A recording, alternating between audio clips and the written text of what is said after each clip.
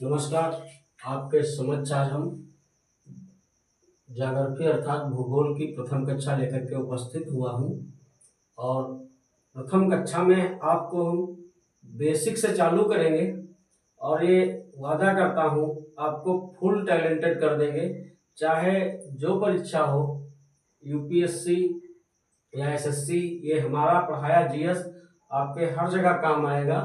और जीएस को हम थ्योरी प्लस ट्रिक दोनों के माध्यम से पढ़ाएंगे, जिससे कठिन चीज़ों को आसान करके आपके समक्ष पेश करेंगे, जो आपको हमारे जैसा कंटेंट किसी चैनल पर नहीं मिलेगा, ये हमारी गारंटी है। और प्लीज़ हमारे चैनल को लाइक और सब्सक्राइब करना, और हमारे वीडियो को अगर पसंद आए तो ज़्यादा से ज़्यादा शेयर करना, और हमारे क्लास को देखकर कमेंट करके बताना हमारा क्लास कैसा लगा आपको, और उसके बाद अपनी प्रतिक्रिया देना।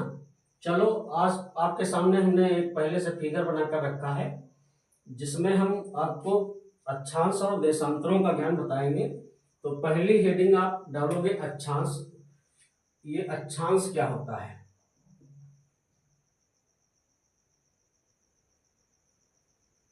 अक्षांश लॉन्गिट्यूड कहते हैं इसको इंग्लिश में,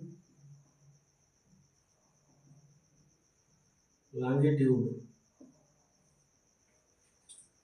देखिए, कल्पना करिए, क्योंकि पृथ्वी गोल है।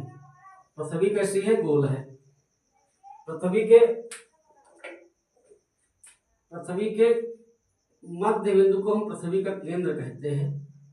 पृथ्वी के मध्य बिंदु को क्या कहते हैं? पृथ्वी का केंद्र कहते हैं। और पृथ्वी का जो टॉप पॉइंट है, इसको उत्तरी ध्रुव, इसको क्या कहते हैं? भौगोलिक उत्तरी ध्रुव या उत्तरी ध्रुव, नॉर्थ पोल। नॉर्थ पोल, उत्तरी ध्रुव। और जो बॉटम पॉइंट है पृथ्वी का, इसको हम कहते हैं दक्षिणी ध्रुव, या इसको हम कहते हैं साउथ पोल। क्या कहते हैं? South pole. यहाँ पर भी हमने लिख रखा है, जो बॉटम पॉइंट है, मतलब निचला बिंदु है पृथ्वी का, उसको हम दक्षिणी ध्रुव कहते हैं, और जो ऊपरी बिंदु है पृथ्वी का, उसको हम उत्तरी ध्रुव कहते हैं। तो अक्षांश देखिए, अक्षांश क्या होता है, ये लॉन्गिट्यूड क्या होता है। सबसे पहले तो आपको हम बताएंगे विषुवत या भूमध्य रेखा के बारे में। इसको इक्वेटर लाइन कहते हैं। इक्वेटर लाइन ऑफ अर्थ, वह काल्पनिक रेखा जो पृथ्वी के चारों ओर, पृथ्वी के केंद्र से, वह रेखा जो पृथ्वी के चारों ओर, पृथ्वी के केंद्र से होकर गुजरती है, या वह रेखा जो पृथ्वी के चारों ओर से पूर्व पश्चिम दिशा में होकर गुजरती है तथा पृथ्वी को ठीक दो बराबर अर्धगोलों में बांटती है, उसे हम विषुवत रेखा कहते हैं। वह काल्पनिक रेखा जो पृथ्वी के केंद्र से होकर गुजरती है तथा पृथ्वी को ठीक दो बराबर भागों में बांटती है, उसे हम क्या कहते हैं? विषुवत रेखा कहते हैं। या पृथ्वी के, जैसे आप कल्पना करिए, फुटबॉल ले लीजिए, और उस फुटबॉल, जैसे फुटबॉल आपने ले लिया, इस फुटबॉल के चारों तरफ सेंटर से ऐसा लगे कि इसके सेंटर के चारों ओर आप एक धागा लपेट दीजिए। इसके सेंटर के चारों ओर, मतलब इसकी परिधि पर एक धागा लपेट दीजिए, तो धागा जो होगा, जो सेंटर के चारों ओर होगा और ठीक बीच परिधि में होगा, तो उसको हम क्या कहेंगे? उसको हम पृथ्वी की विषुवत रेखा या इक्वेटर लाइन कहेंगे। तो ये समझ में आ गया होगा कि विषुवत रेखा क्या होती है। वह रेखा जो पृथ्वी के केंद्र के चारों ओर पृथ्वी की परिधि पर काल्पनिक रूप से लिपटी हुई है पूर्व पश्चिम दिशा में, उसे हम विषुवत रेखा या भूमध्य रेखा कहते हैं। भूमध्य रेखा को हम 0 डिग्री का अक्षांश मानते हैं। भूमध्य रेखा को हम क्या मानते हैं? 0 डिग्री का अक्षांश मानते हैं। तो यह 0 डिग्री का अक्षांश पृथ्वी को दो बराबर भागों में बांट देता है। 0 डिग्री का अक्षांश क्या करता है? पृथ्वी को दो बराबर भागों में बांट देता है। इस 0 डिग्री अक्षांश के जो नीचे का अर्धगोला निकलता है, इसको दक्षिणी गोलार्ध कहते हैं। और इस 0 डिग्री अक्षांश अर्थात विषुवत रेखा के ऊपर का जो अर्धगोला निकलता है, इसको हम उत्तरी गोलार्ध कहते हैं। पृथ्वी दोनों गोलार्धों में समान व्यवहार करती है। पृथ्वी दोनों गोलार्धों में क्या करती है? समान व्यवहार करती है। तो आप 0 डिग्री अक्षांश या विषुवत रेखा या भूमध्य रेखा या इक्वेटर लाइन के बारे में जान गए होंगे। अब देखिए, अक्षांश क्या होता है। अक्षांश के बारे में आपको बताएंगे। जैसे मान लीजिए कोई वस्तु है, ये कोई वस्तु है, तो किसी भी वस्तु को पृथ्वी के अगर हम केंद्र से कल्पना करें किसी काल्पनिक रेखा के द्वारा मिला दें, किसी भी वस्तु को पृथ्वी के केंद्र से काल्पनिक रेखा के द्वारा मिला दिया जाए तो यह काल्पनिक रेखा विषुवत रेखा के साथ एक कोण बनाने लगती है, इसे लैम्डा से प्रदर्शित करते हैं। तो इसकी भाषा लिखोगे, अगर भाषा की कहीं जरूरत पड़ जाए तो किसी भी वस्तु को पृथ्वी के केंद्र से मिलाने वाली काल्पनिक रेखा विषुवत रेखा के साथ जो कोण बनाती है उसे अक्षांश कोण कहते हैं, इसे लैम्डा से प्रदर्शित करते हैं। मान लीजिए ये लैम्डा वाला कोण कितना है, 30 डिग्री है। कितना है, 30 डिग्री, मान लीजिए 30 डिग्री है।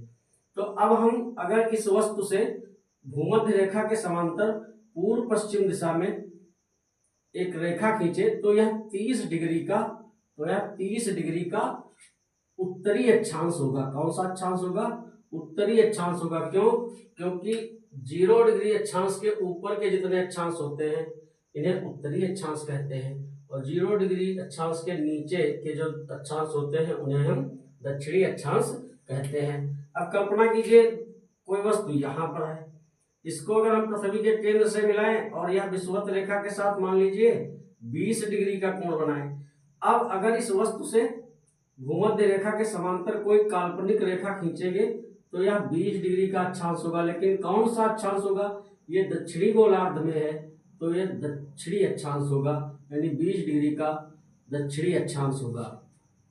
तो इस प्रकार से आप समझ गए होंगे कि अक्षांश क्या होता है।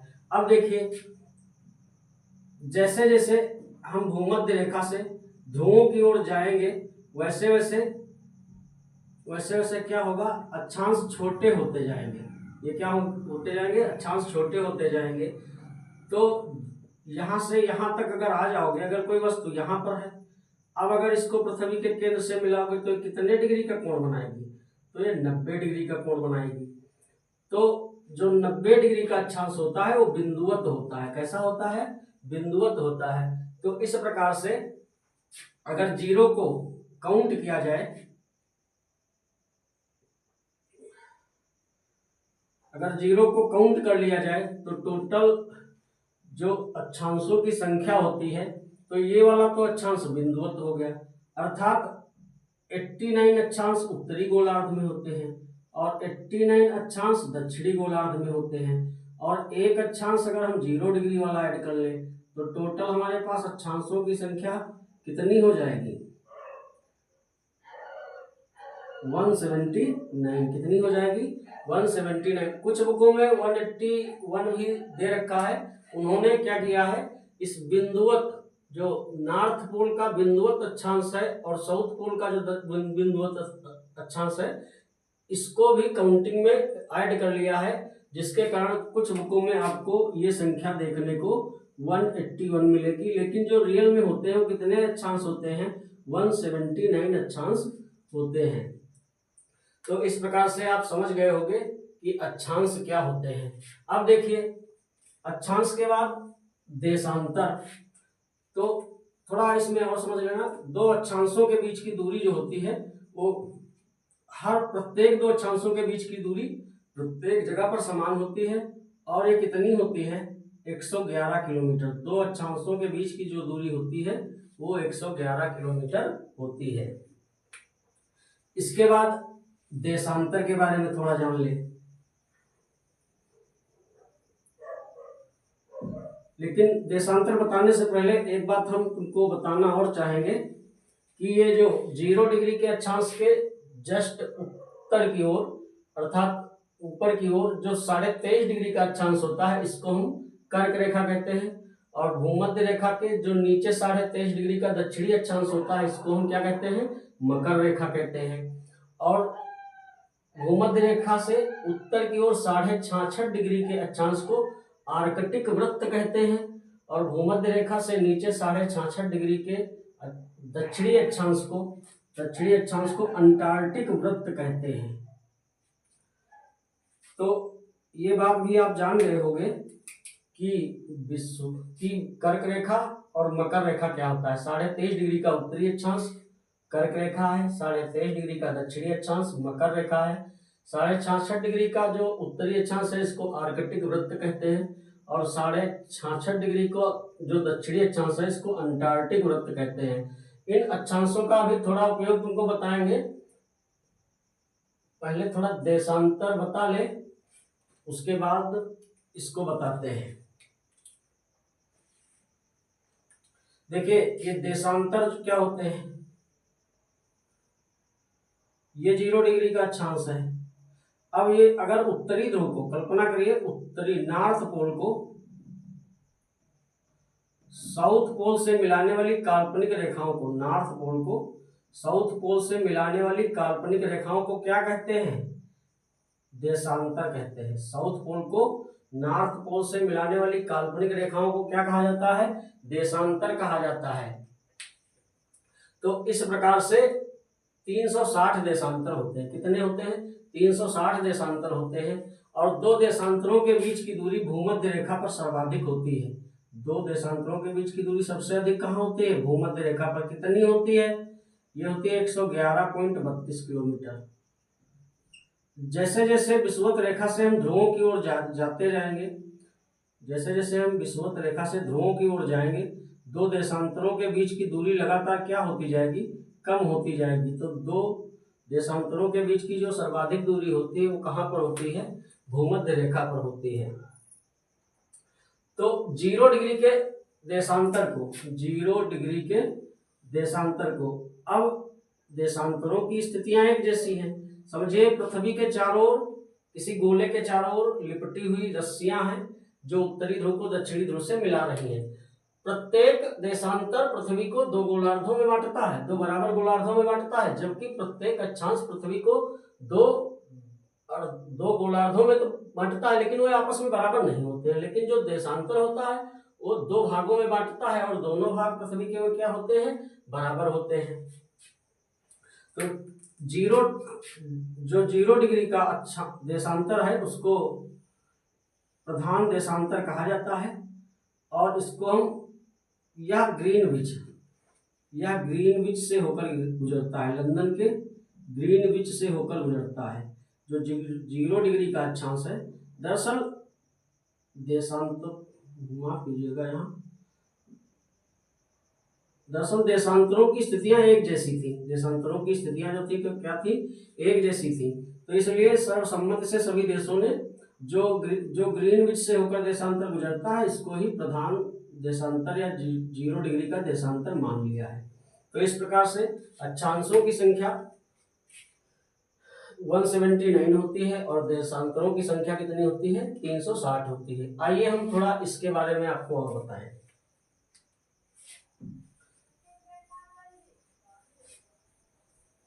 देखिए मकर रेखा और कर्क रेखा के बीच का जो क्षेत्र होता है इसको कहते हैं उष्णकटिबंध। वर्ष भर इस क्षेत्र में सूर्य का तापमान अधिकतम रहता है, वर्ष भर इस क्षेत्र में सूर्य का तापमान क्या रहता है, अधिकतम रहता है। तो इसलिए इसको क्या कहा जाता है, उष्णकटिबंध। क्या कहते हैं, उष्णकटिबंध। इसके बाद पृथ्वी दर्शन दोनों गोलार्धों में समान व्यवहार करती है। तो 23.5 से 66.5 डिग्री का जो क्षेत्र है उत्तर में, इसको कहते हैं शीतोष्ण कटिबंध। क्या कहते हैं इसको, शीतोष्ण कटिबंध, शीतोष्ण कटिबंध। तो यहाँ भी 23.5 से 66.5 का साउथ में, ये भी क्या होगा, शीतोष्ण कटिबंध। इसके बाद 66.5 से 90 डिग्री यानी उत्तरी ध्रुव तक का जो क्षेत्र है उसको कहते हैं शीत कटिबंध, शीत कटिबंध। यहाँ भी 66.5 से जो 90 डिग्री या दक्षिणी ध्रुव तक का जो क्षेत्र है उसको हम कहेंगे शीत कटिबंध। उष्ण कटिबंध अधिकतम तापमान का क्षेत्र होता है, उष्ण कटिबंध अधिकतम तापमान का क्षेत्र होता है। अतः इस क्षेत्र में सदाबहार वन पाए जाते हैं जिनका जैविक भार अधिकतम होता है, जिनका जैविक भार क्या होता है, अधिकतम होता है। और जिन क्षेत्रों में सदाबहार वन पाए जाते हैं उन क्षेत्रों की जो मिट्टियां हैं वो कम उपजाऊ होती हैं। क्यों, क्योंकि वहां पर वर्षा बहुत अधिक होती है और वर्षा जब अधिक होती है तो भूमि से जो उर्वरक तत्व हैं वो कट जाते हैं, जिससे भूमि जो होती है वो फसलों के लिए बहुत अच्छी नहीं रह जाती है, अर्थात ह्यूमस की कमी हो जाती है। लेकिन इन क्षेत्रों के जो वन होते हैं वो बहुत सघन होते हैं। इसके बाद जो शीतोष्ण कटिबंध है, शीतोष्ण का मतलब है उष्ण कटिबंध अधिकतम तापमान का क्षेत्र है, शीतोष्ण कटिबंध दोनों क्षेत्रों में कम तापमान का क्षेत्र है, और जो ये शीत कटिबंध है ये न्यूनतम तापमान का क्षेत्र है, मतलब यहाँ पर अधिकतर बर्फ से ढका क्षेत्र पाया जाता है, चाहे उत्तरी गोलार्ध में हो या दक्षिणी गोलार्ध में हो। अब सबसे महत्वपूर्ण बात इसमें हम आपको ये बताएंगे कि ये जो विषुवत रेखा है और कर्क रेखा है, इसके अलावा मकर रेखा है, ये किन किन देशों से होकर गुजरती है। क्वेश्चन तो यहां से आपको मिलेगा। आपने अगर हमारा वीडियो थोड़ा बहुत देखकर स्किप कर दिया तो इसका फायदा आपको नहीं मिलेगा, फायदा तो अब मिलेगा आपको। जो लोग हमारा कंप्लीट वीडियो देखेंगे फायदा उन्हीं को मिलेगा, क्योंकि हम थ्योरी के साथ में आपको ट्रिक देंगे। अब देखिए, सबसे पहले पूछता है निम्न में से विषुवत रेखा किन देशों से होकर गुजरती है, किस देश से होकर गुजरती है, या निम्न में से विषुवत रेखा किन देशों से होकर नहीं गुजरती है, या पूछता है निम्न में से किस देश से होकर कर्क रेखा गुजरती है। अरे भारत में तो तुमको सब बता देंगे कि मित्र पर गमछा झाड़, पता चल जाएगा कर्क रेखा किन किन प्रदेशों से गुजरती है। लेकिन ये वर्ल्ड लेवल पर अगर आपको देखना है, बड़ी परीक्षाओं के लिए देखना है, तब मतलब आपको इसके बारे में पता होना चाहिए कि कर्क रेखा, मकर रेखा, विषुवत रेखा ये प्रमुख रेखाएं हैं, प्रमुख अक्षांश रेखाएं हैं, इनके बारे में पूछता है। तो आइए सबसे पहले हम आपको कर्क रेखा के बारे में बताते हैं कि कर्क रेखा कहां कहां से होकर गुजरती है। इसके लिए हमने जो एक ट्रिक बनाई है आपको हम प्रोवाइड कर रहे हैं। देखिए कर्क रेखा कहां कहां से होकर गुजरती है। देखिए लिखना चीता, लिख लेना और 2-4 बार पढ़ना, 2-4 बार। भाई जब अदर कोर्स पढ़कर परेशान हो जाओ तो हमारी ट्रिकें पढ़ना, इससे आपका 100%, चाहे जिस परीक्षा में भाई बैठोगे, दावा है कम से कम 10 क्वेश्चन हमारी तरफ से। देखिए चीता मारे भारत बंगला, चीता को कौन मार रहा है, भारत और बंगला। चीता मारे भारत बंगला, ओम अरब मिस्राय। चीता मारे भारत बंगला, ओम अरब मिस्राय। इसका मतलब भी समझा रहे हैं हम आपको, तब दूसरी लाइन इसके लिखेंगे। सारे हमने देश लिख दिए हैं, बस 1-2 है वे सारे देश खत्म। चीता मारे, चीता मतलब ची का मतलब चीन, ता का मतलब ताइवान, चीन और ताइवान, मारे म्यांमार, भारत मतलब भारत से, बंगला मतलब बांग्लादेश से, ओम का मतलब ओमान, अरब का मतलब इसमें 2 अरब आते हैं, एक तो आता है संयुक्त अरब अमीरात और दूसरा आता है सऊदी अरब। तो दोनों आपको अरब के नाम से याद रखना है कि यहाँ से कर्क रेखा गुजरती है। मिस्राय का मतलब मिस्र। अब ये लाइन आपके समझ में आ गई होगी। ची का मतलब चीता, ता का मतलब ताइवान, मारे का मतलब म्यांमार, भारत, बांग्लादेश, ओमान, अरब, मिस्राय। और अरब में हमने बताया है आपको 2 अरब आते हैं, संयुक्त अरब अमीरात और सऊदी अरब। दूसरी लाइन इसकी है अल्ज, अल्ज लीबिया,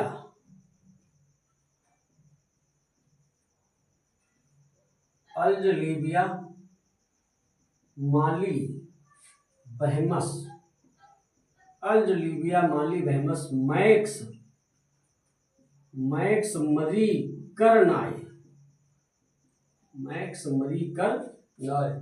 अल्ज मतलब अल्जीरिया, लीबिया, माली एक देश है, बहामास, बहमस का मतलब है बहामा, एक्स मरी करनाय। अल्जमिस अल्जीरिया, लीबिया, माली, बहमस मतलब बहामास, मैक्स मतलब मैक्सिको, मरी मैंने मारितानिया, मरी का मतलब यहाँ पर क्या है, मरी एक देश है, मरी का मतलब है मारितानिया एक देश है, मारितानिया ये अफ्रीका में पड़ता है, मारितानिया। और कर माने होता है कर्क रेखा, कर माने कर्क रेखा, नाय का मतलब नाइजीरिया। अब एक एक को हम दोबारा फिर रिपीट कर रहे हैं, मतलब कर्क रेखा किन किन देशों से होकर गुजरती है। ची का मतलब चीन, ता का मतलब ताइवान, मारे म्यांमार, भारत बांग्लादेश, ओमान, संयुक्त अरब अमीरात, सऊदी अरब, मिस्राय मतलब मिस्र। अल्ज मीन्स अल्जीरिया, लीबिया, माली, बहामास, मैक्सिको, मरीतानिया, कर्म मीन्स कर्क रेखा, नाय मतलब नाइजीरिया। तो अब ये दोहा देखो कैसे बनेगा। चीता मारे भारत बंगला, चीता मारे भारत बंगला, ओम अरब मिस्राय, अल्जलीबिया माली बहमस मैक्स मरी करनाय। तो इस प्रकार से आप कर्क रेखा के बारे में जान गए कि कर्क रेखा किन किन प्रदेशों से होकर गुजरती है। आइए इसके बाद आपको हम बताते हैं मकर रेखा किन किन देशों से होकर गुजरती है। कर्क रेखा अगर समझ गए हो तो मकर रेखा के बारे में देख लीजिए।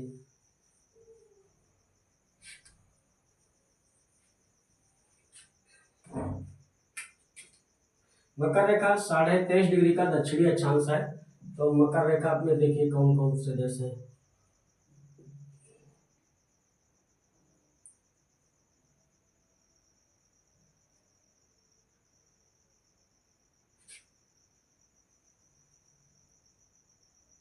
देखिए चल अर्जेंटी, परा ब्राजीली, चल अर्जेंटी परा ब्राजीली, नामी बोत्स मोजाम, नामी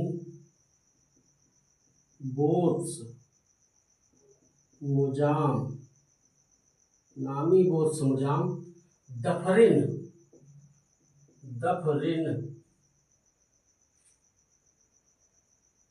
दफरिन मेडागास्कर,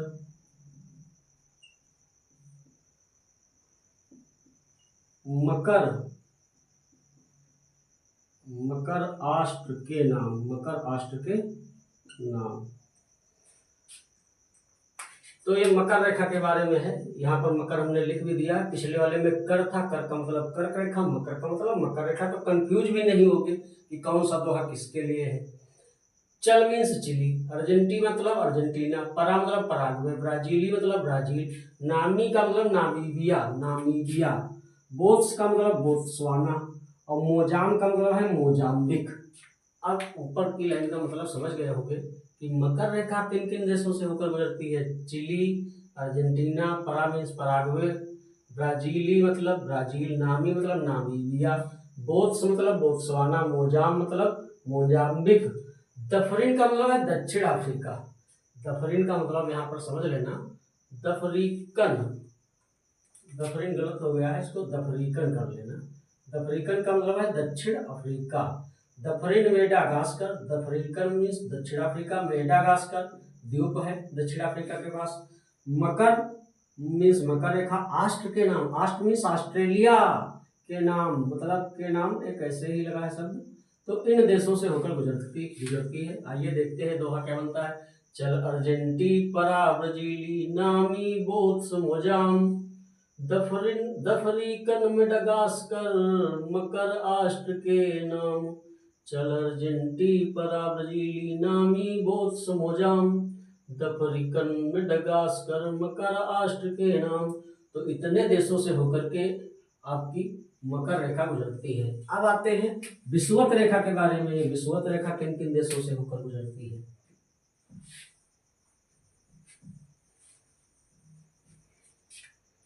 देखिए कोल कांगो केन्या, अनुप्रास अलंकार, इकडोरी के अंग,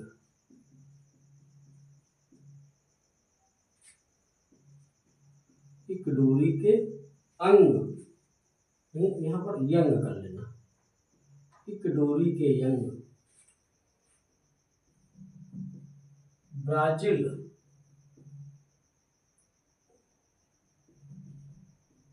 ब्राजील गैब है,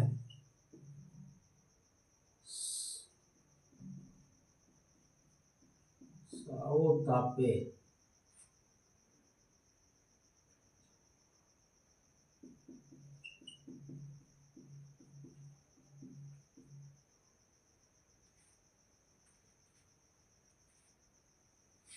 प्रिंसप माल विसंग।